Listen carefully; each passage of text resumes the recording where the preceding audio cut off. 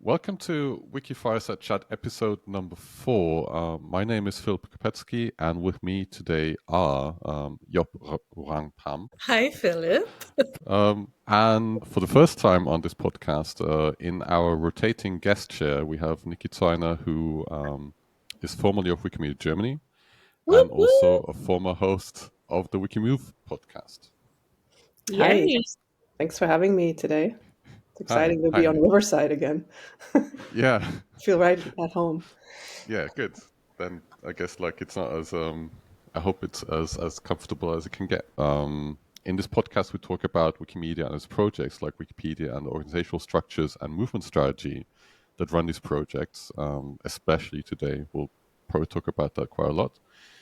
And in case you're unfamiliar with the complex history of Wikimedia Strategy and who the actors are, there is a primer episode in this podcast feed that you can listen to that explains who the actors are and how everything's connected, at least in a basic form. Right, and just to add that if you're just listening to this podcast for the first time, know that what we share, just our own personal thoughts, what we share is based off of our own lived experiences, our personal thoughts, and also the thoughts of colleagues, friends, partners, associates across the movement who have passed down their own knowledge, their institutional knowledge of the movement in this over time, because we live in, while the movement is in a complex environment,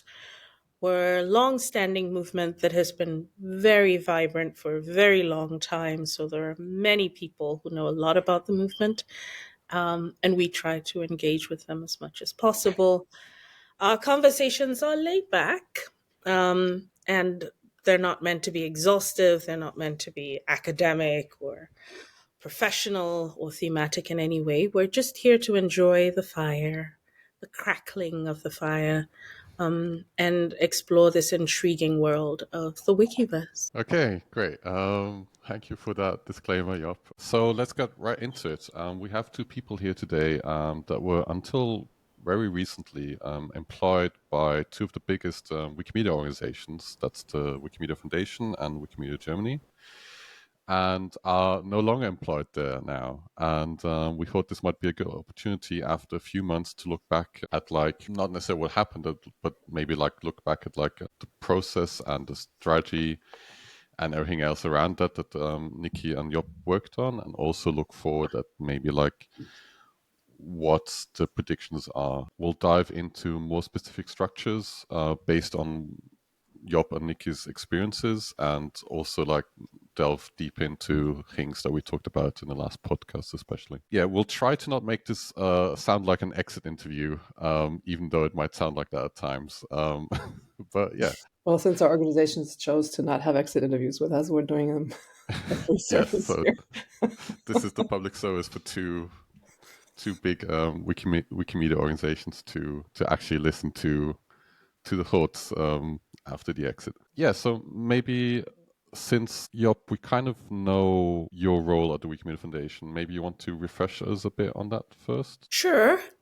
My former role at the Wikimedia Foundation True, sorry. was initially as part of the movement strategy and governance team, but a big part of the work that I did was essentially to support the different actors and organizations, institutions within the movement as they thought creatively about their movement strategy projects. Some of those projects were new initiatives, but all tied to the recommendations, the 10 recommendations and 47 initiatives of the movement strategy in one way or another. So all that work to help advance it, that was my role, and that included, a lot of creative things as well. That meant that I developed and implemented a grants portfolio. That meant that I had a lot of discussions with folks who were setting up structures across the movement, including, but not limited to, hubs, or even setting up their own affiliate bodies. yeah, I did a lot of that kind of work. That was my role. Thank you, Yop. And Nikki, could you just please briefly describe what you did at Wikimedia Germany maybe in the last few years? So I've been with Wikimedia Germany for 10 years. And the last 3 years of my employment there, I was working pretty exclusively on movement strategy. It started even before that. I was in phase 2. I was part of the capacity building working group, and we developed recommendations around what was then later called skills and leadership development. And then once that phase of the movement strategy was over and then COVID started, it was sort of coincidental. I switched teams and I worked with Nicole Eber and Eva Martin on the, sort of setting our own organization up to become a good player and a good promoter of the movement strategy, which our organization had endorsed. And then also focus on some specific areas, in this case, mostly governance and finances, help implement some of the larger policy level, governance level recommendations of the strategy. And what we did there was a lot of research and interviewing other global movements and global NGO confederations, trying to understand how they, because we don't have a governance system for the movement, we just have one for the Wikimedia Foundation. And the other players have their own governance systems or structures. So we looked at how do others, big global movements, do this? What are some of the common things? What are some of the things that work? What are some of the things that don't work? And then try to inform our fellow stakeholders about what we found out and inform the discussions and inform the drafting of the movement charter and all those things. We also had the small task of putting together the Wikimedia Summit twice during that time, including the last one this past April, where the affiliates really worked hard to understand the movement charter, to engage with it, and then come up with some recommendations on what could be still improved. And that was sort of my last act. And briefly after that, I decided to part ways and move on. Yeah, thank you, Nikki. So this episode is definitely not supposed to evolve around, like, for example, why both of you left your respective like Wikimedia organizations. I don't think that's like, or like we in the preparation for this podcast, we thought like that's not really a good use of our time. So maybe we can more look at talk about your experiences and what you think about Wikimedia Strategy in general, like where we are looking back, like maybe the chances there or opportunities that we missed, and then maybe also talk about what the future might hold. So who would like to start off like talking about Wikimedia Strategy? I could dive in. I think Sure, please. Nikki definitely knows a lot more about strategy than I do. I caught I caught some parts of it back in 2016, 2017, but that was like just a process from an outsider's point of view. And there's sometimes we don't state the obvious, I think, but I'd like to ground us a little just by stating the obvious, because I've gotten the feeling over time when we ask about the movement strategy, I get the feeling over time that the why gets lost in our conversations. So if I could just start there, because this has nagged me for a bit, and it's for me, it's the perspective from which I come, and that was the lens through which I synthesized a lot of the data that came from the research that was done across the movement in Indonesia and Nigeria. I think it was Ghana as well. There were maybe 5 different countries and 5 different regions essentially of the movement. Some movements are big, some movements are small. Some movements are a smarting of a few people who come together. And so making a decision among them isn't always too difficult if you have 5 to 10 people, or if you even have 8 people who are trying to advance something. And these 8 people are from 8 different regions of the world. You could call them like a movement, and they advance their work in their way. But when you have tens of thousands of people, maybe even hundreds of thousands, if you include the intermittent movementers, but when you have hundreds of thousands of people across the world, the dynamics are broader, the issues are deeper, the complexities are more challenging. And so coordination, or doing things together as a movement, making decisions that ensure that you're not harming each other, can be a little more difficult. And it's only natural because as human beings, we're political beings, right? So in my early days of trying to figure out what the movement strategy is, it was it was meant, it seemed like it was, and Nikki, feel free to correct me, but it seemed like it was meant to be the answer to a basic human thing, the politics that exists when you have so many people. And the movement strategy was born out of an innate need for the movement to be a reflection of the world that it wants to see. A world where there is freedom of expression, freedom of speech, freedom of access to knowledge, where one part of the world doesn't have more knowledge than another part of the world, but that the world's knowledge is curated by the people who hold this knowledge, and baseline equity. So my understanding of the movement strategy is that that's what it is, that an articulation of what needs to happen. And so when I joined the foundation, it was that excitement that here's this powerful thing that, a lot of other movements often struggle to do or do not do by consensus, or put together a document that just says, here's a list of 10 things. If you look at other movement charters, you might find them interesting, but it's performative enthusiasm or performative expressions, but how does that translate into the day-to-day, which is what the movement charter was meant to do.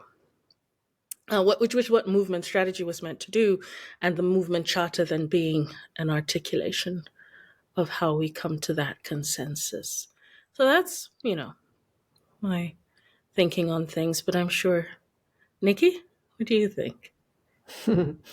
I like that perspective, and I think everything you said is true. I have even though I've been, working with the movement actors and stakeholders longer, I would take sort of a little bit more historic approach, or in addition to that, maybe, a historical perspective in addition to what you said, which is that this movement, even before it was a movement, it was just a conglomeration of Wikipedia communities in the global north. It started in the US, and then Germany followed suit pretty quickly after. So if you look at the history of the free knowledge movement, it's a global north thing. And then in the 10 years that I was there, increasingly communities and people and groups from the global south joined. And then suddenly, maybe we weren't a movement, but we are calling ourselves a movement, which is, has always been an aspirational language, but that's okay. And but then suddenly, it's different. It had a different flavor, and because the diversity increased, people came from different backgrounds, different types of knowledge, marginalized knowledge, different ways of storing knowledge, and a lot of the rules that the people in the global north had constructed for themselves that made sense in that context, didn't make all that much sense in, let's say, the African context. So suddenly becomes this need to negotiate this stuff. And like you said, Yop, if you're like such a large, diverse global movement, then you need to figure out, okay, who makes decisions here? According to what criteria, and how do we make sure they're equitable and they make sure that everyone can join us, like the movement strategy, the strategic direction says. So to me, that was really a monumental opportunity to actually become a movement, to actually be this system or this organism of like-minded people who find ways to make decisions together and create environments where they can all contribute in their ways.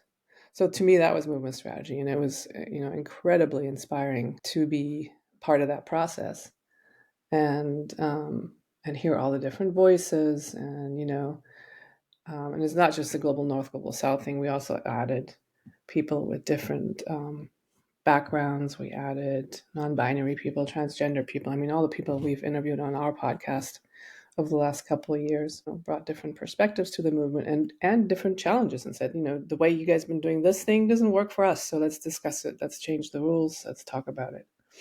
And then, of course, the big elephant in the room, the way we had grown our organizational landscape is with a very large US nonprofit organization in the center, and then a bunch of big chapters, including the one I worked for, and then a lot of user groups. So that landscape had people say it had organically grown, but I don't think it's organically grown. It had grown based on sort of randomly changing priorities by those who allow organizations to form and then fund them accordingly. So it didn't necessarily make sense if we talk about we want an equitable movement that everybody can join. The whole organizational landscape didn't necessarily make sense in the way we make decisions. So anyway, there was a lot of work to be done, and I think movement strategy was a beginning. I mean, it didn't have goals; it had recommendations, and there was a reason for that because it needed to be agile and continue, to be a space for people to try out things. And for me, it was probably, for me myself, but also for the movement, the opportunity of a lifetime to become what we need to be for the world. To be an equitable reflection of who we want to be. And unfortunately, it doesn't look very good right now. Like it just looks like we are the movement now. I'm no longer part of it, I guess. Have been able to take that opportunity. So, but I'll end there, Philip, and let you ask the next question. So yeah, thank you, Nikki. No, like that was really interesting, and I agree with both of you. Like also being like a witness to this whole process. Maybe the next question is about when it comes to strategy and like the process, where do you think things could have gone better or differently in terms of getting to that vision that we formulated back in 2018? Because like even back in 2017, 2018, we already had like quite a lot of people, like staff members and volunteers, who were really exhausted and burnt out by like the nonsensical nature of like how grants were doled out, and like how a lot of energy and time went into the process without like getting anything out of it really. And so yeah, the question is like, where do you think like things could have gone differently or better in the last 2 or 3 years? Yop, do you want to answer that? I'd like to hear your take on it. I think I've expressed my thoughts on this in previous podcasts, so I'd really like to hear your take on this, Nikki. Yeah, I think the dilemma that we had was dictated sort of by the structure of a movement, the structure I just described. So we have very uneven power structures, and then we have the people or the organization, the Wikimedia Foundation, that are in power, and then also to a degree, Wikimedia Germany was facilitating or managing the movement strategy process for parts of it. So the people in power are trying to facilitate a process that, in turn, at the end of it, might take power away from them. And the whole time I was one of the people who didn't like to use that word power, because I felt it was such a sloppy term to describe a system of people and organizations, and power is just such a, I don't know, it was such a nebulous term for me. But the more I sort of look back now, and the more I'm a little bit distanced from it all, it is, a lot of this is about power. So, whether you assume good or bad faith, you can see it in dictatorships or in governments that turn autocratic, that they started with really good intentions and they want to advance their country, and and then they're like, oh, but I do need 4 more years to do this. So let's change the constitution so I can stay in power, and then it keeps perpetuating. I mean, Africa, there's a lot of examples in Africa where that happened. And you have these leaders who've been there for 20, 30 years, and you can't get rid of them anymore. And sometimes it feels a little bit like that to me, because or like what Joe Biden did is, the exact opposite of that. And it was a good, smart move to pull back from being the candidate of the Democratic Party. But that's very rare that people do that people go and say, yeah, we've run this thing forever, and we think others might be doing just as well a job, or they might be doing a better job given the external circumstances are changing. So that didn't happen in our case. We tried to facilitate it, we tried to moderate it, but ultimately the process was controlled by those in power. And we can see now at the end of it that they're not willing to give it up. So, and then that was the one side of it. And the other side I saw also failing is, because of the nature of a movement, there's lots of individuals all over the world, and they don't necessarily feel or care about being part of a movement. And then even less so are they interested or have time to worry about how many people from where sit on a global council that makes decisions. So, which I think is totally fine, but it also delegitimizes a process in which people who have the time and the luxury to think about this stuff then determine, the content of a charter or something. So, but I could always hear the lamenting about, oh, but the communities are not really interested, they don't care, and to me, that was not a reason to stop doing the work that we were doing. We were still doing the right thing. We were still trying to create democratic, equitable decision-making processes and reform the way money is distributed in this movement, and we failed. But because of those two things, and so to me, having a systemic view like this, to see, okay, there's a big group of people who are maybe not that horribly unhappy with the status quo or don't have time to worry about it. There's the powerful group of people who rather have everything stay the way it is because they think they do the best job, and they see a huge risk in sharing power. And those two things together led to a place where now nothing's going to change, really. I mean, as far as we know. I mean, we should also say that neither of us have been at Wikimania and know what's happening for the last 6 weeks. So assume our knowledge to be that of 6 weeks ago, end of June, more or less. Yeah, that's also a good disclaimer. But Nikki, just as a follow-up question, do you feel like some people try to take the conversation in direction of like talking about power, but like do you think that not talking about power like kind of like made everything the other discussion or conversations like meaningless in a way, or like less useful? Well, this is an interesting. We discussed this question when we were designing the Wikimedia Summit, obviously, because we knew there were going to be conversations in rooms, and we knew there was going to be power holders in these rooms. There was a lot of Wikimedia Foundation staff there, and they were distributed across the different topics and different discussions. And I was concerned that wasn't going to go well. And it didn't go very well in some cases. So I don't know if that's what you asked, but there is I forget which philosopher it was, but somebody said you have to create rooms that are free of dominance, Herrschaftsfreie Räume in German, to really come, when you deliberate about change or making new systems, you have to have dominance-free space to really create what is ultimately in everyone's best interest. And there's, this idea of everybody can go into a room like this and pretend they're someone else. Yeah. And that moment, suddenly you're not, you're assumed to be neutral, and you're not defending your position of power or trying to get out of your position of disempowerment. So we never did any of this. We just like wandered into these rooms, had these conversations, and ultimately the other pieces. We wrote a charter. It wasn't perfect. But it was a good start. But ultimately, those in power could just say, and they did, that's not where it's going.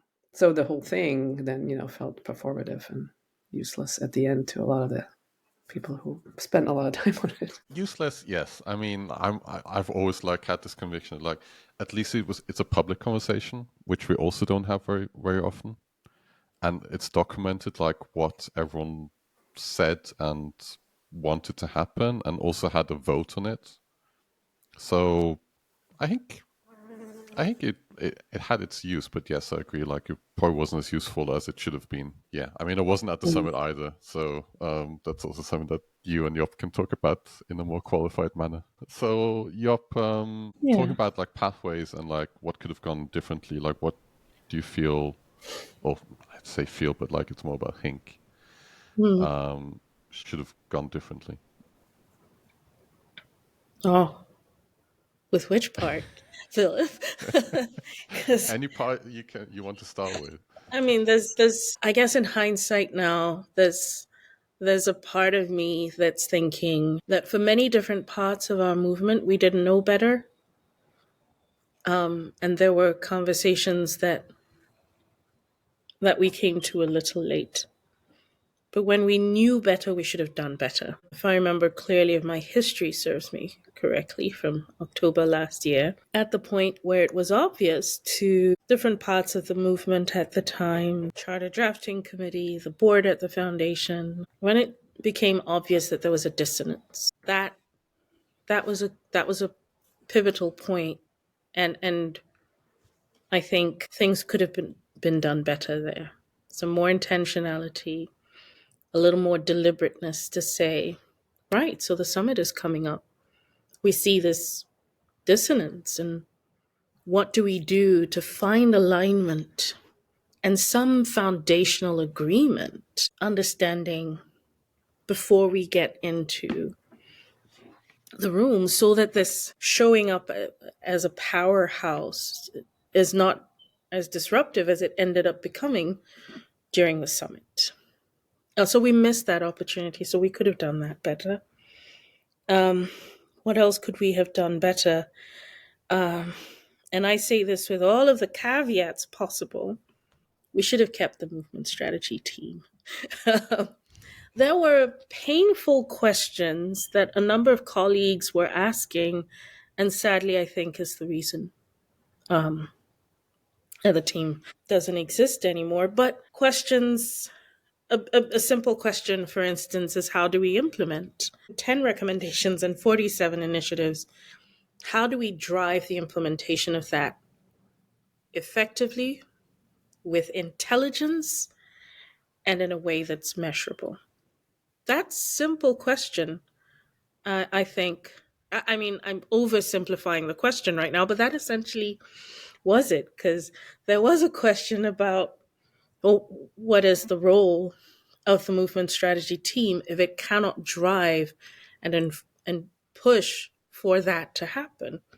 And if there are other places where something else is supposed to happen. So there was, what could have been done better is to, if we had answered that question, by answering those questions, I think we would have come to a charter with more alignment. We would have come to a charter where the different parts and pieces and the people who are looking at things from different angles are able to see more than just their angle, or see, even if you're not seeing the whole picture, you at least understand more clearly what your role is. And we all know as a movement where there's more expertise leaning in one way or in one place or another. For instance, I mean, I think with the capacity exchange program, we're going to find out, and Nikki might be able to share more on this, but we're going to see that across our movement, there are different types of skills that just reside in different places. If you ask me to drum up and design an education program for a movement, I will run to Mexico and Brazil and find some people there and be like, hey, can you help me out? If you ask me to to bring together a group of free knowledge advocates in our movement, I would probably run to the UK and maybe parts of West Africa, So we have different skills residing in different places. And with implementing the initiatives within the movement strategy, we would have had different actors driving those recommendations in different ways, which would have given us a lot of clarity about our roles. It would have been easier or clearer for some part of the movement, one affiliate, to say, this is our niche and we're going to hold on to this and we'll help drive us for our global movement and, join us. But you almost always need a driver. And I think in that way, we would have moved power a little more from the center that has sadly held on to it. So what could we have done better? We should have implemented the movement strategy. And the analogy you gave earlier, Nikki, or, the explanation of the situation, something came to my mind. And it's like saying to a person, or saying to who develops vaccines, pathologists, or it's like saying to a healthcare system, no, people are falling sick. They don't care that they're falling sick, so let's not design the medication, or let's not do any preventative healthcare. That I don't want it, that I don't like it, that I don't care about it, doesn't mean I'm not going to be affected by it. Doesn't mean that I'm not going to need the help that it can provide down the line.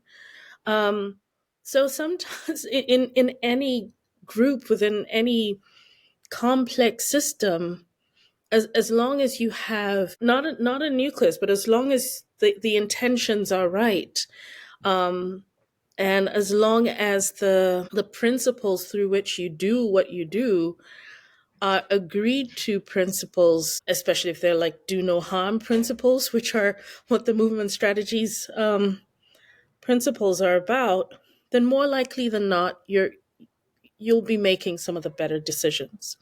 And as it is with life, when you know better, you do better. So those are two things I think that we could have done better. And then after the summit, when we realized that we're probably not on the same page, instead of drumming up random solutions, might have been a good time to pause and reflect. I think this is not the time to say, oh, here's a random solution. Does it work? It's not the right time. But it's a time to pause, reflect, and acknowledge that there's been a process. And in this movement strategy process, in the design of the movement charter process, as a movement, what did we do right? And hold on to that. I think we have a charter that is foundational. We may not all agree with it, but heck, we're human beings. We'll never always agree on everything. But there's something that is a foundational piece, and we need to take that and ask ourselves, do the principles of the charter match our principles of the movement strategy? Does it give us that equity? As a movement of political bodies, at least, are we agreed that we want to make sure that we're not doing harm one way or another, that a decision that is driven and initiated by an organization, an affiliate, a loud voice in one part of our movement does not have a ripple effect that translates to someone, an editor in South Asia, feeling disempowered, discouraged, and not interested in the movement anymore. But if the decisions on one end are based on these foundational principles, more likely than not, we will do better, I think. And I've seen it in, I've been in a number of conversations in our movement and in attending sessions where people just break down in tears. And I'm moved by that. And my reflection on that often is, what led to this. It's a domino effect. It's a chain of events that has brought this person to this point where they are in tears in front of a crowd, and it's not easy. I'm not. Some people are drama queens, but these are people who are generally private and reserved, and they come into a public forum and they're crying and breaking down. It tells me our system is broken, right? And so we had an opportunity to pause and reflect and say, do we have at least the foundation for decision making across our movement that ensures that we're doing no harm? I don't know if we're there. I don't know if the movement charter does answer that, but what could we do better? I think we should have done that in May, in June. We should have called this a reflection point, or at least reflected with some commitment during Wikimania. I don't know. Yeah. Sorry, that almost brought tears to my eyes because the last Wikimania there was a deeply emotional session, and then during the Wiki Women camp, I experienced that as well. And this came from people that are not the majority voices in our movement. These came from people who are the underrepresented groups in our movement. So as we're driving our movement, as we're saying that we want to be fair and equitable, the foundation for the movement strategy, it's obvious that, at least to me, that up to the summit, we probably have a few things to fix still. Yeah, it's tough, no? Nick, is there anything you would like to add to that? Yeah, no, I fully agree with everything you said. I still think that the strategic direction and the values that are in the movement strategy and a lot of the recommendations, I mean, some of them are a little outdated now, and some of them in hindsight, we could have worded them better. But I think there's still a lot there, even though, everybody says, oh, it's been so long and there's been a pandemic and a war in Europe. And yeah, but, equity and decolonizing and decentralizing, those are all still even more important things right now. And, so I think, there's still a lot that we have there, and there's still a lot that's right. And one of the recommendations says evaluate, iterate, and adapt. And maybe this is the moment to do that for the movement. Yeah. And say, let's look at, and not necessarily evaluate the process, but evaluate what's happening behind the scenes. Evaluate, maybe be real about, let's not talk about elephants again at a public meeting, but talk about what's really going on, and have, the tough conversations.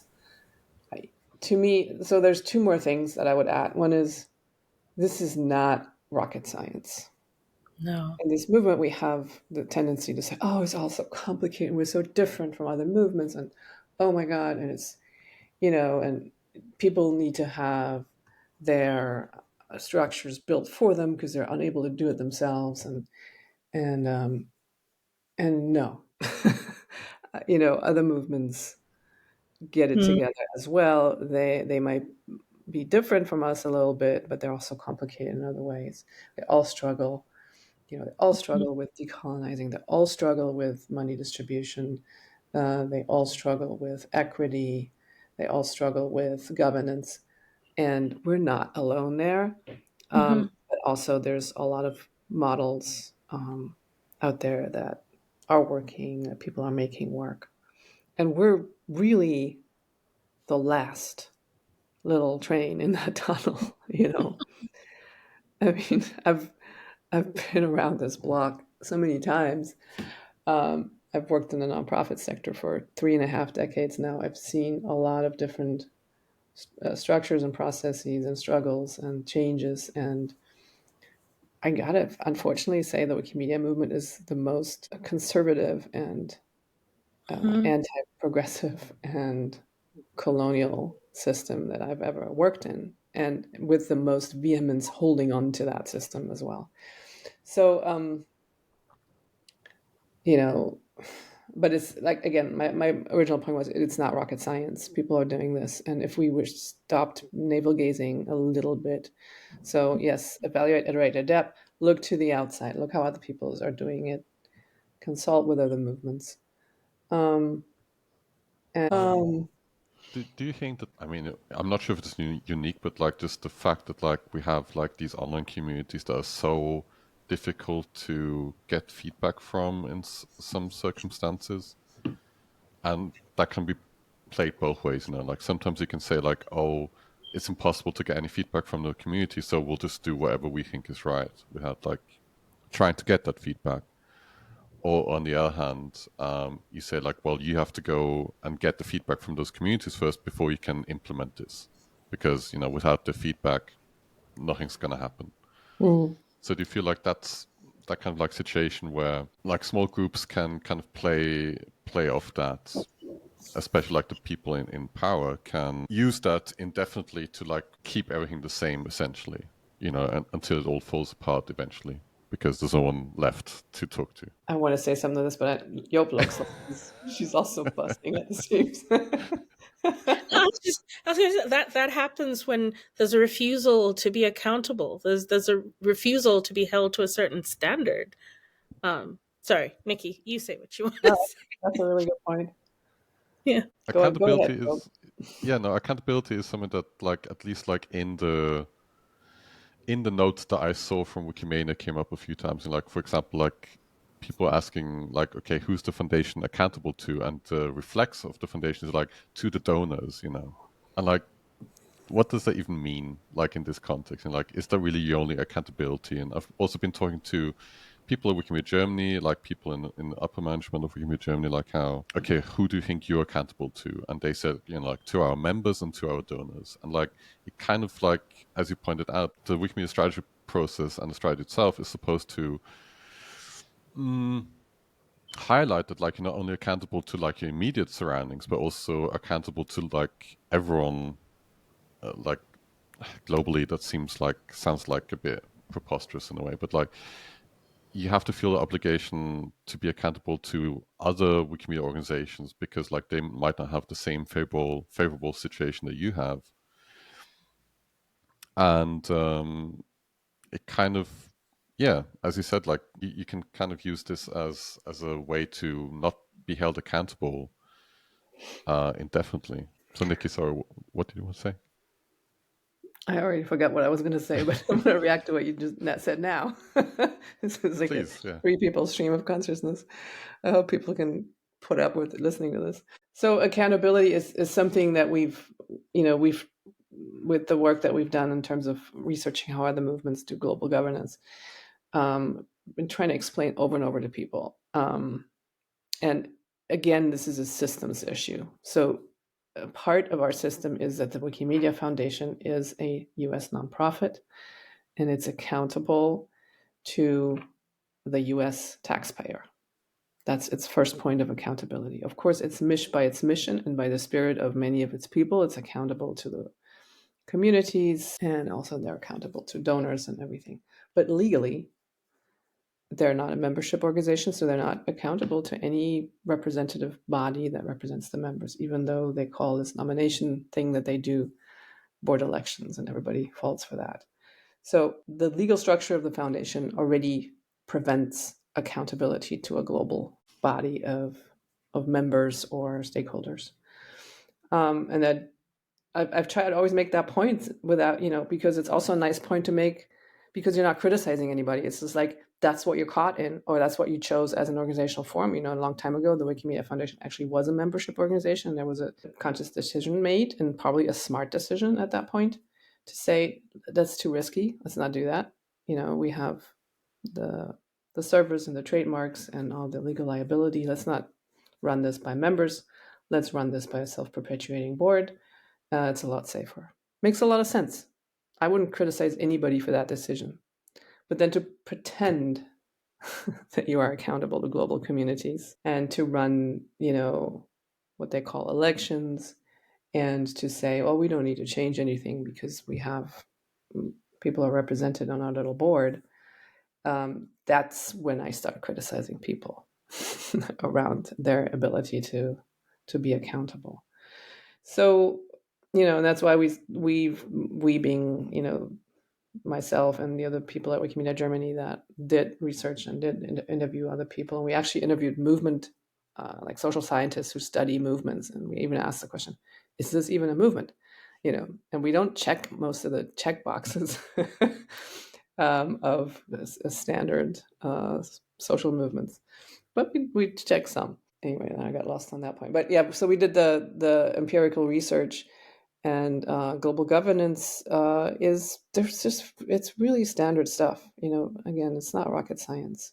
So the stuff that we suggested around the Global Council is standard stuff, and yes, it does fit our model or our unique type of movement. And we can create a global body that is largely representative of all the different shades and colors and people and geographies and of our movement. And it's not that hard. You just have to make that step. Yeah. Yep. Is there something you would like to add to that? I think Nikki actually nailed this quite well. It's exactly what I was thinking. But I was wondering, we had said, we're not going to wallow too much. So let's think a little into the future. Because decisions have consequences, whether you see the consequences in the short term, the medium term, the long term, or the very, very long term. Decisions we make today as a movement, as the different bodies and institutions within the movement, will have consequences and effects like the ones that I experienced during Wikimania last year and during the Wiki Women Summit. And so, I'm curious, Philip, as well. Nikki and I have shared quite a bit of our perspectives on this, but I'm curious, Philip, when you think about the future of the movement, as a realist, and I think you strike a good balance sometimes between being an optimist and a realist. Depends on who I talk to. Like, yeah, I've seen that play out in different ways. yeah. But as a realist, I'm leaning on your realist side now. What does if you think about the movement and the future of the movement, given where we've come from, now that we know what we know, what does our future look like? I mean, it still feels very fresh. Like the movement charter wasn't like. It just feels to me like people who said no to the movement charter don't really understand like the repercussions of that. Like, especially with more than 80% of, I already forgotten the numbers, even though they're quite important. Like 84% of affiliates and 73% of the like community voters voted for this. I don't think they quite understand like the repercussions of like not having this and like not having a global body. And I've also talked to quite a few people, like, like a global council would have attracted like quite a few people who would have the skills and expertise and insights into actually making this work and making like meaningful changes. And not having a global council means like we don't have a body that like feels responsible for all of this, and we are stuck in the same system of like the Wikimedia Foundation creating new committees and then putting volunteers in those committees, telling them they have the like power to make decisions when it's like maybe true in practice, but like in theory isn't actually like their decision to make. And over time, what happens is like those committees don't get the support they need to actually make a meaningful impact. And you see that with AFCOM a lot, like how they're supposed to do all of these different things, but are mainly like just bogged down in bureaucracy because like acknowledging new user groups and affiliates, it just takes a lot of paperwork and ticking checkboxes and stuff like that. So we're stuck in a system where we are creating more committees, especially more global committees, when we know based on the strategy process that this doesn't work. Like global committees do not have the impact that people think they have. Just because like Wikimedia is such a broad spectrum and like again, like we've talked about this a few times on the podcast, like the more you know about Wikimedia, the less you actually know, because you know how much is out there. And like, so like creating new committees who can deliver definitive answers to questions that the foundation asked them is not the answer. And like expecting different results from new committees is not going to work either. So from my point of view, like as working on the C Hub, it just means that like we need to create the change that we want to see, and like we can't rely on the Wikimedia Foundation to support us in that necessary, because like if it runs across or like is not exactly what the Wikimedia Foundation has in mind for the future, they they will not support it. And like that's kind of what the movement charter process tells us about the current foundation. And the question then is like, okay, so if we have to do it ourselves, like how are we going to do this? Because we only have limited resources and time. And in that sense, I'm not very optimistic that like we'll get through this process of change anytime soon, just because like requires too many resources that we don't have right now. So yeah, I mean, this was a bit of a rambling part as well from my end. But I'm also curious, like how you see the future, like now that you're a bit like you've got a bit of distance from all of this. Like, how do you see like the next few months or years play out based on what you know? Yeah, so I really don't know. In hindsight, maybe we put too much emphasis on the charter, because the charter, is supposed to be a big foundational document. Yeah. And so there's like big language there and big decisions, and it's all really big, and it feels scary to, like to those in power to let go. And, maybe the better way, part of me says, not all of me is in agreement with this, but the better way, or a parallel way, would have been, like Yop said, implement the strategy, create spaces for innovation, create spaces for people to decentralize how we do things, how we measure, how we create data, how we work together, innovate, also taking into consideration all the different new communities that are joining us every day and new people. Be open to new ways of working together, and let go a little bit of that standard definition of volunteer that we're trying to impose on everybody in the global south, which is not working. So all those things, just chill out a little bit, bring more money into the movement, let people try things, and try for the foundation, try not to control everything all the time. So that's one thing. And then for the affiliates, maybe also the bigger of the chapters, my recommendation would be find some money elsewhere and do things that you think are the right things to do, and share that money with each other, and share that money with other affiliates in the global south. Create a pot of money that you can distribute. I mean, we can do a lot of things without the foundation. There's way too much focus on the foundation and all these discussions. And so, for people to find their center, their power, their joint, their solidarity with each other, their, capacity exchange, great tool to have connections across the movement, really make it a movement across the world. So those are little flickers of hope I see, and possibilities to come out of this sort of this rut that it's in right now.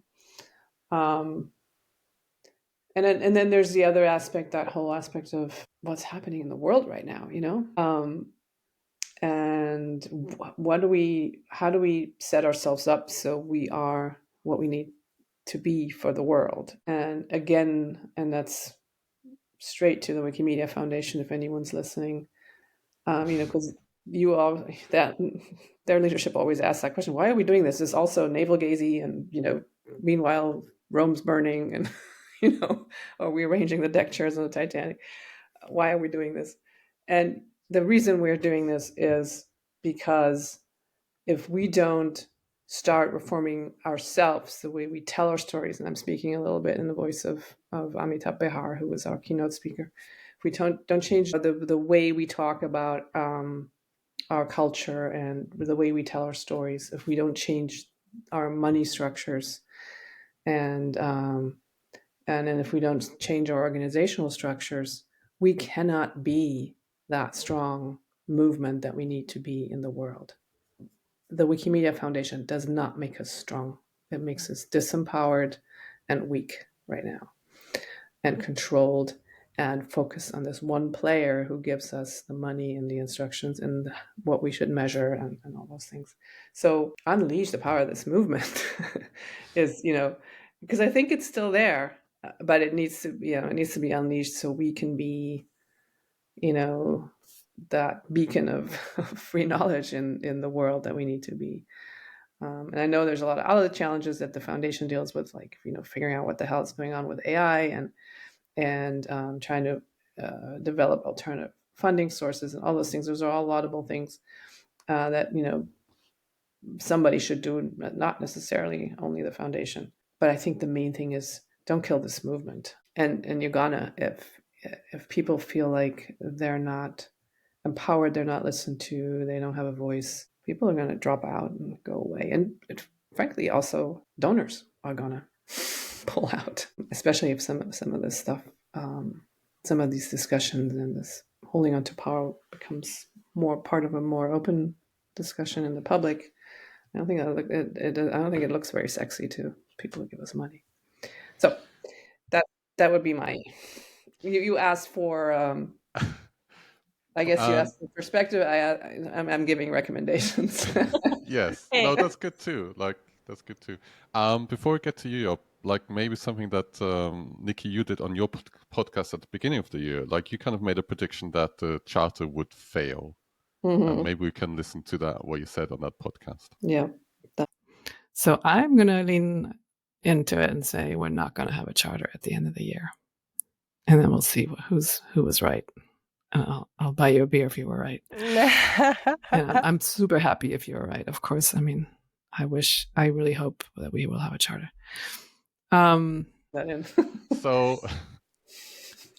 So now, Nikki, you had 7 months to think about this in terms of predicting this wouldn't happen. So what's exactly, or not exactly, but what do you think the future holds for the movement charter process? I don't know. I mean, like I said earlier, I think we also being Wikimedia Deutschland, because that was our focus the last 3 years, was governance. Maybe we put too much emphasis on that, and maybe more emphasis could be put into decentralization and decentralizing fundraising, people working with their own donors in countries, and then doing things with that money. So, that would be sort of the start from the bottom up rather than the top-down approach. But who knows? Maybe the foundation will see the light. And I mean, they've now called for a mapping exercise. Yeah, whatever. I'm sorry, but I mean, everybody's been involved for this for so long, and I mean, these poor people on the Movement Charter Drafting Committee, they did such an incredible job trying to marry all these different. And you were earlier, you were saying it's so hard to get feedback from people. Dude, I work in rural development now. Do you know how hard it is to get feedback from people who live in tiny villages in central Germany? Our movement was great. We got a lot of feedback. We're trying to get people to participate in political processes, that affect our very lives here. And you just have to even just reach them. So we shouldn't be too worried about participation. I mean, I think we have participation, but we can't tire people out I'm talking way too much. Yop, you should say something to in a minute, but we can't tire them out. We'll get another process to map stuff. I mean, we've done all this since 2016, and I think that stuff is so good that it's in there. So here's my take. Yeah. Yeah. It's like we have, going back to principles, I think all of this work, if there's nothing else to take away, it's that we're clear on what our principles as a movement need to be. foundationally, and that should be the springboard for everything else that happens from here on in. I would ask the movement to really pause and reflect. It's important as an affiliate, as someone who's a contributor, who's individual, as a hub promoter, as anyone who's engaging with communities, advocates, running campaigns. Pause and reflect, and even question, what are the decisions that are affecting affecting me today? The pain points that I experience as a Wikimedian. What is the root cause? Or what are the root causes of those pain points? And can I put a finger on it? Is there someone to ask? And that's the reflection part. And then what is my role? What could I do as a Wikimedian, as an editor, as a campaigner, as an advocate, as an affiliate leader, as a hub promoter, as a community leader? Whatever my role is, whatever I do, what is potentially my responsibility, and does the current movement charter reflect that in the roles and responsibilities? Am I happy with it? Is this, what I see? And I think, if we're thinking about the future of the movement, the worst thing the movement can do to itself now is lean in on one decision in one place at the detriment or the expense of another part. It's a system. We need to recognize that we run a system, or that the movement is a system. It is an ecosystem in itself, and one decision in one part will affect another part of this ecosystem. So while it makes sense and it's practical to say there's a part of this movement that is the wireframe of the movement, or the engineering of the movement, it's all fine and good to say, let's make sure there's enough resources, financial or otherwise, that's invested in building and strengthening that muscle. But there is a social ecosystem that needs to balance it out, and we need to pay just as much attention to that social system. And I think this is potentially where the biggest dangers are for a movement at the moment, recognizing that, it's smart. I hear about what does the world need from us today? World needs us to continue to curate and update that knowledge. That's great. To do that, we need to make sure that we have the right engineering, and that we're constantly staying up to date with the latest technologies that can take advantage of that, and ensure that free knowledge is accessible, and that generates some revenue. It is smart. It is good. But let us not also forget that there is that social ecosystem that feeds that. And the social ecosystem needs to be understood. It needs to be nurtured. It needs to be appreciated, respected. And we need to understand that as a power structure within this ecosystem, we have a responsibility to that social system as well, and hold ourselves accountable. Are we doing the right thing that enables and strengthens the social ecosystem? And what does the social ecosystem need from us now? In systems innovation, there's a very theoretical, but we've seen it play out, that the best way to strengthen a system actually is not by orchestrating it. It's by allowing as much organic decision making, as much organic movement as possible, by ensuring that all of the right tools and resources are in place. So do the different parts and pieces of our movement have the resources they need to make sound and smart decisions? Do they have all the tools and the resources that they need to test, to experiment, find out what works and what doesn't work for them? There's no one size fits all. There's no process we're ever going to try anywhere that will be a standard blanket process that can be implemented in other places. So I've seen building a hub, for instance, in Wikimedia through the eyes of Wikimedia DC, very different from building a hub through the eyes of the Central Eastern European nations, and very different from building a hub for East Africa. Some of the pain points, some of the challenges are the same, but the process is different. The way that people engage is different. And it's refusing to accept that, acknowledge that, and appreciate that's where power often makes its biggest mistake. And like Nikki was saying, it is in this case, in this place where our movement is now stuck in these colonial systems, because then you think, where one part of the movement now thinks it is the Messiah, and it has the answers, when it really doesn't, and it's only forcing its own opinions and its own processes down everybody's throats. So to look to the future, we need to address this. And this is thinking uhuru. I'm going to use that term. This is thinking uhuru. This is thinking that if we just did that, the movement will come to a point, I believe, that we could be where leaders in the movement would be engaged by global leaders for their thoughts, their thinking, and to bring in some of this curated knowledge to help with decision making, because there's a lot of history that we hold within our movement that can actually directly affect the world. Okay, so switching microphones. Do you think like global processes like are not very useful right now? That like needs like more like a regional or local context to find out like what works in certain circumstances, and then derive like a general global solution from that? How do you mean? So, like in the same way, like hubs work differently in different regions, because like just the way volunteers operate is very different.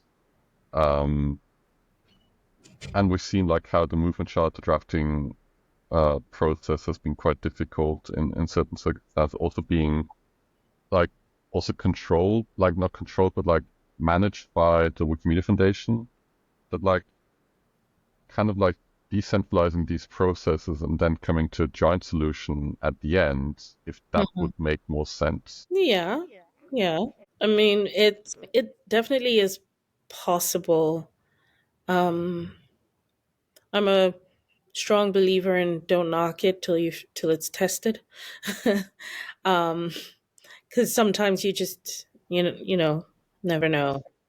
Something that doesn't work on one end, you try it out somewhere else, or you try it many years later with a different set of circumstances and a shift in the context, and it works. But I think in talking about our movement connecting to the global world, and Nikki and I are thinking about some of the existential questions that often other movements are asking themselves, or big institutions and organizations that hold power in the world, across the world today, are asking questions about how they might do and be better. At the foundation of that is having the right information, the right level of knowledge and understanding. Where you have this infrastructure that is the one place where a lot of the existing knowledge of what works across the world and could potentially take in a lot more data, and become the place to eventually gather insights and synthesize those insights. I think the future of the movement, some 50, well, maybe not 50, some 20, 30 years from today, if done right, could include being able to analyze a lot of information in ways that nobody else in the world possibly could, because a lot of the knowledge that different parts of the world holds is knowledge within their own space, whereas you have this movement that is curating knowledge from across the world and is able to give way better. So let me explain this better. If we take a look at the work that the folks focusing on sustainability are doing, climate change work, for instance, we know that there's a lot of data that's gathered in the climate change space in different parts of the world and different parts of the globe. but a lot of the organizations that are gathering and generating that data are living in their own spaces, and sometimes a lot of that data is proprietary to them for some odd reason or the other. But then if our climate change or sustainability actors have a bird's eye view of what's happening in different places, their understanding of the space, or someone stepping in and saying, help me curate this and understand this better. And, there's a lot of deep thinking and analysis that can come from what is done inside that work. But, that's very futuristic. That's 20 years, 30 years down the line. But is this the value that our social movement will have for the world tomorrow? And are we but if that is, are we making decisions now that ensure and guarantee that that happens? And to me, the movement strategy is foundational to doing that, to Yeah, that. yeah. Sorry, like I also interrupted you, like you wanted to add, like illustrate a different point.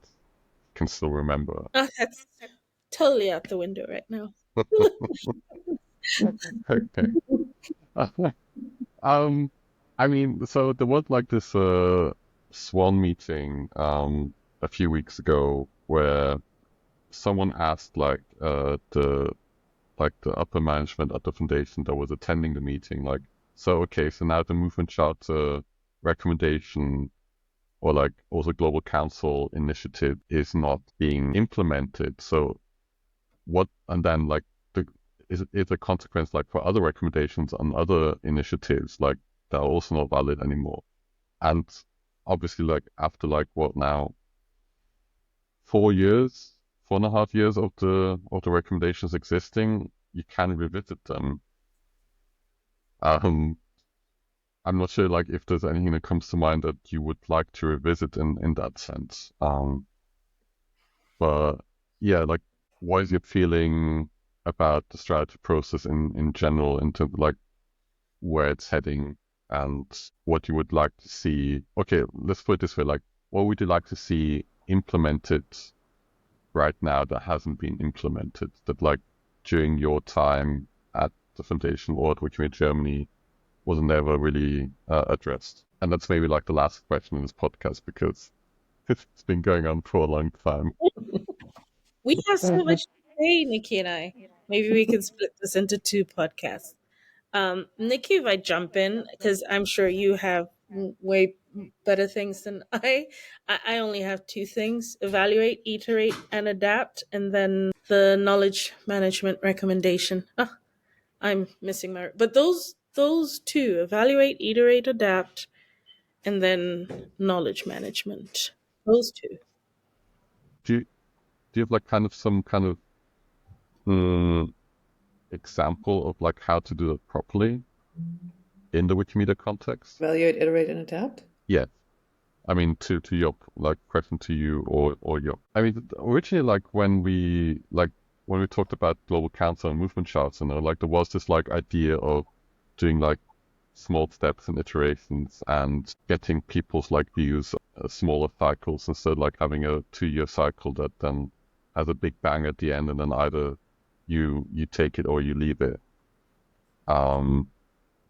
Like that would be one example of like how that was supposed to work. Well, I think people are doing it. For example, the capacity exchange as one of the project that was still funded before the Movement Strategy Grants program was closed. I think they're doing, I mean, also because it's a software development project, they're doing iterative loops. They're working with agile project management methods, and they're going to continue to evaluate, iterate, adapt, and improve that program and see, if it has an impact. So I think the same is also true for the Let's Connect program, which is, in the same realm. I think that program has been improved and adapted every year. So I think those projects could be model projects, and they're also great projects in terms of implementing movement strategy.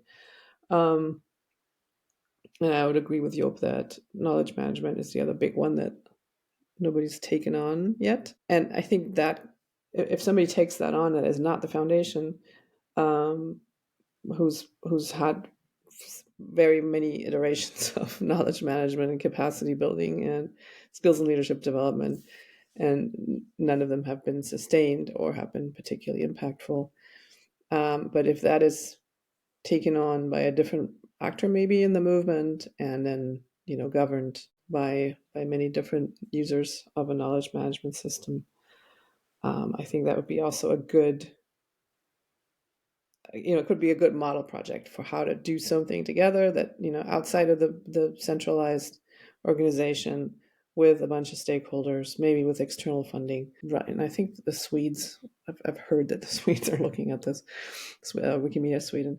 So that would be a great one to take on, because there's definitely a need for knowledge management, and the capacity exchange doesn't do that. The capacity exchange just brings people together, but it doesn't create a database of knowledge around how to do Wikimedia. So those are good ones. I think that are just as important as they were 4 years ago, or 4.5 years ago, when the recommendations were finalized, and they could be done, without being like these big scary projects, and they could have a lot of impact in slower, more iterative ways. Yeah, those are interesting recommendations for sure. Mm-hmm.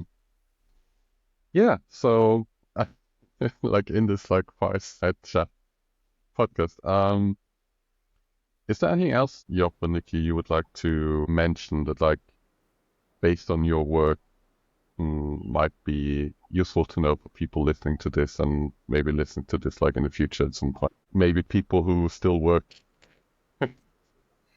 at bigger Wikimedia organizations and might also be a bit disillusioned about everything and might need some motivation to carry on. I think what Yop was saying earlier, that it's a social system, it's very true. And I think the bigger Wikimedia organizations, including the one I used to work for, would do well to build the social infrastructure of the movement in decentralized ways, share their resources.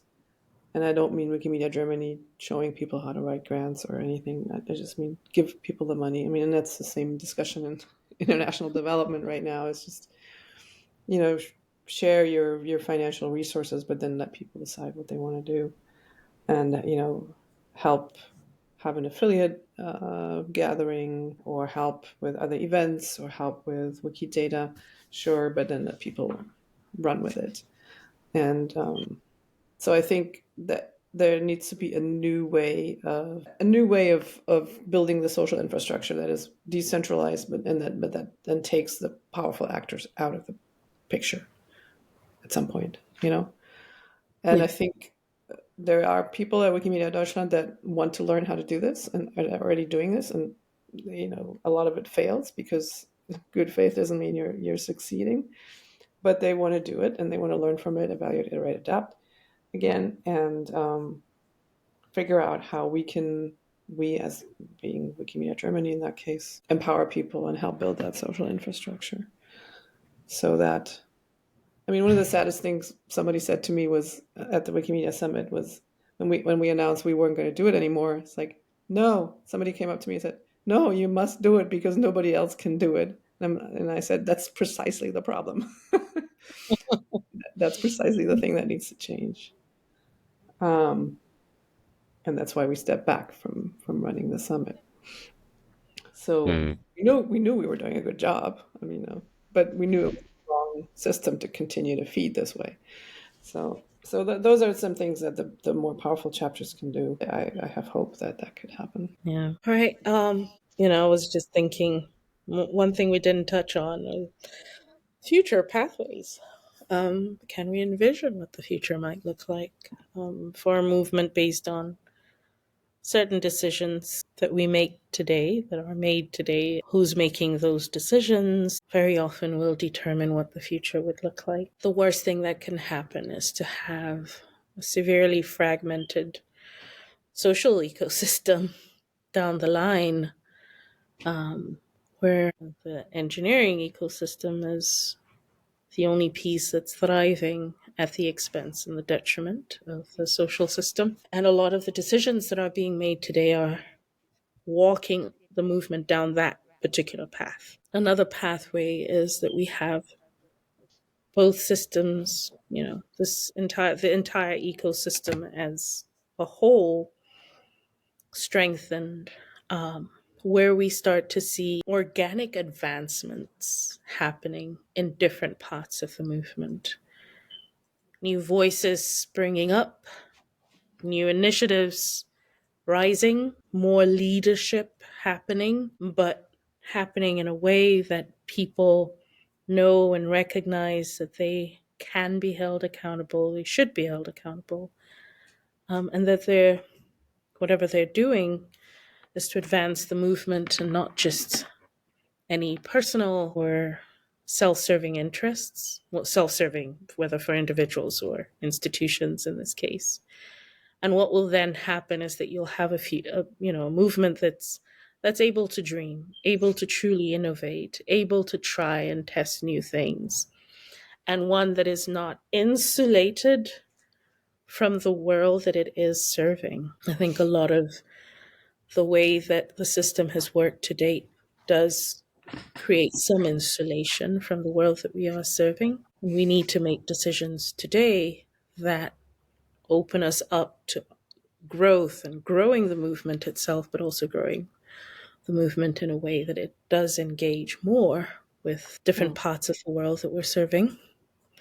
Because then that helps us curate even more content, helps us answer the question about what's that recommendation about. I think it's the one on topics for impact or topics of impact. We might answer that question better if we have that system. So that's another, that's a pathway that would be really good.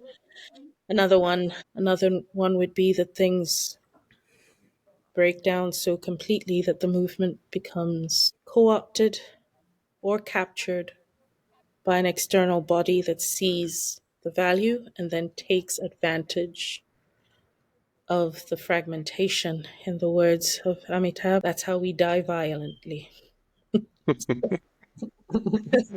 Yeah. So these are our pathways, Wikimedians. Let's consider the decisions today. All things to look forward to in a certain way.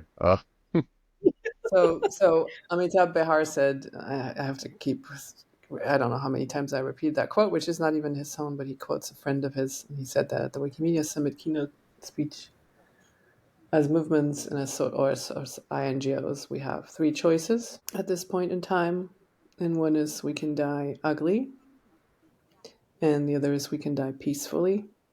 And the third is we can transform. And I really don't have to say much else to that, because to me that's, it's very simplifying, but it makes the choices, or it outlines the choices that we have. And to me, transformation obviously is the hope that I have for this movement. I don't see a lot of willingness, again, among the power players right now. And they didn't like when that was said in that room. I saw very many stony faces. And I think transformation happens when you liberate people. Yeah.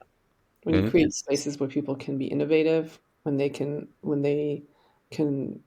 break the rules.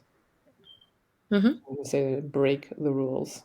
We're very big about rules, especially in Wikipedia, but some of these rules need to be broken. And now I can say that.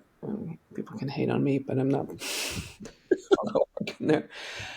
So create spaces so people can be innovative, break the rules, and try out new things. And Yop and I have talked about creating innovation or spaces or systems for innovation within the Wikimedia movement a long time ago. And unfortunately, my organization decided to no longer continue on that path, even though we could have had it funded and explored more. How can we do that?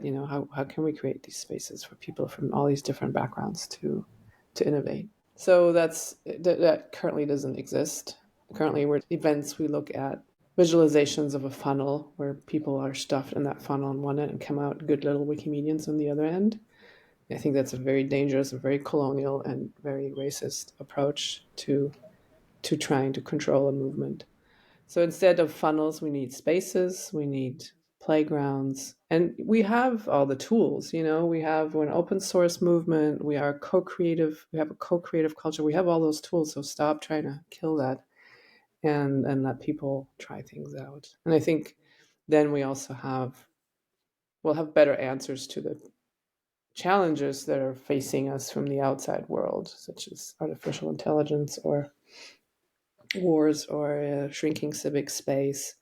All these things that we need to be the answer to.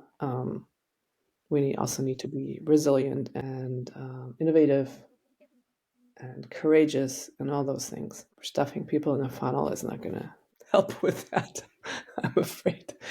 So that would be my hope and my pathway. If we choose transformation, then create the spaces so people can live it, and fill our movement with ideas from their lived experience and from their cultures. And Yeah. Who knows? Like maybe we'll come back to this episode at some point and look at like what has changed in the meantime. Like maybe in a year's time, for example. Then we would have to be updated because I'm frankly not following too closely Correct. what's going on right now. Same here. Yeah, I can, like, it is really difficult, and it's really one of the things I really dislike about Wikimedia is like how transparent everything is, and how they only serve like a specific and very small group of people that like things are as intransparent as they are, and like like leading by example and like trying to make things more transparent, but that also taking like a lot of time and effort to do so. So yeah, it's not easy. And well, thank you for these exit interviews. Like I know this is difficult to talk about sometimes. You could kind of feel like how through the whole podcast, like the energy kind of evaporate a bit like in the conversation, but I think it also is down to like the topics that we're talking about, and maybe like how it takes a lot of brain power as well to have these things. And yeah, but thank you very much to Nikki for being our first guest on this episode. Thanks for having me. It was fun.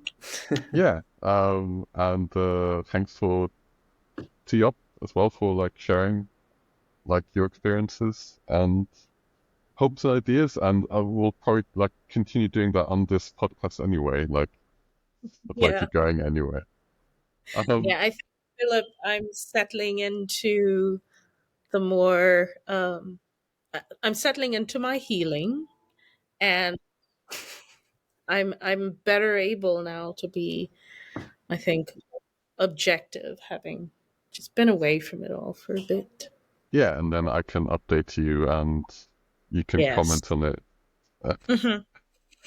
and we'll see how that gets received by people. Yeah, so the just some housekeeping at the end. Attributions, we have 2 this week. One is the usual Campfire track, which is Campfire and ambience that you can find on Wikimedia Commons by and created by Glaneur de Son under CC BY 3.0. And also WIKIMOVE episode 16 that you can also find on Wikimedia Commons by Nikki Zeuner and Eva Martin under CC BY SA 4.0. So that's the housekeeping. It would be really funny, Nikki, to have you back, like looking at the other predictions that you made in that episode of the podcast at the beginning of the year. Okay. Yeah, I would have to listen to it again. I don't know what the hell I was saying. Yeah, I'm struggling to remember anything else besides like, will the movement charter fail or not? Since that was kind of like the most the main one. Yeah, the main one. Yeah. But I'm very certain there were other ones. and maybe I'll listen to those when I And try to keep edit bring in. them up. I mean, yeah, maybe we can look at those really at the end of the year, or 12 months later, like in January or something, Yeah, and we can have some nice sound engineering around predictions that won, like yeah, and predictions that failed. Go, woo. that's a tall order, but I'll have to look at comments and like if the sound files are available for the things that you would like, or just cut them out of like some Wikimedia stream. There you go. Yeah, something like that. Okay. This has been Fireside Chats episode 4, and thank you again to Yop and Nikki, and we'll hear each other soon somewhere. Thank you. Right. Thank you too, Philip. Bye. Thank you. Bye. Bye.